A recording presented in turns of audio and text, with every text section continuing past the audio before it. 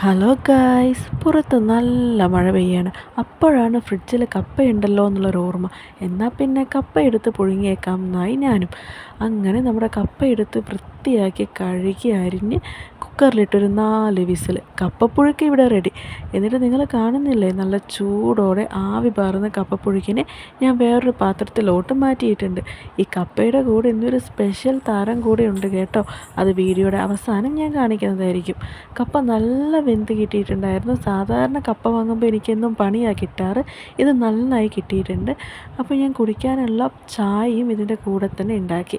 ഇനിയാണ് ഞാൻ പറഞ്ഞ ആ സ്പെഷ്യൽ ഐറ്റം, മത്തി മസാല. ഇത് കാണുമ്പോൾ മത്തി ഫ്രൈ ചെയ്ത പോലെ തോന്നുമെങ്കിലും ഇത് മത്തി മസാലയാണ് കേട്ടോ. നിങ്ങൾക്ക് ഇതിൻ്റെ റെസിപ്പി വേണമെന്നുണ്ടെങ്കിൽ ഒന്ന് കമൻറ്റ് ബോക്സിൽ വന്ന് പറയണേ. ഇവിടെ ഇപ്പോൾ റെസിപ്പി പറയാനുള്ള ഒരു ടൈം ഇല്ലാത്തതുകൊണ്ടാണ്. അപ്പോൾ നമ്മൾ കപ്പയും മത്തി മസാലയൊക്കെ കൂടെ പുറത്ത് ഈ മഴ പെയ്യുന്ന സമയത്ത് നല്ല ടേസ്റ്റോടെ കഴിച്ചു. നല്ല എരിവുണ്ടായിരുന്നു. അപ്പം ഈ ചായ കൂടിയാകുമ്പോൾ ആ ചൂട് ചായ ആ ഒരു എരിവിനൊരു ബൂസ്റ്റർ ആകുകയാണ് ചെയ്തത്. അപ്പോൾ താങ്ക് യു.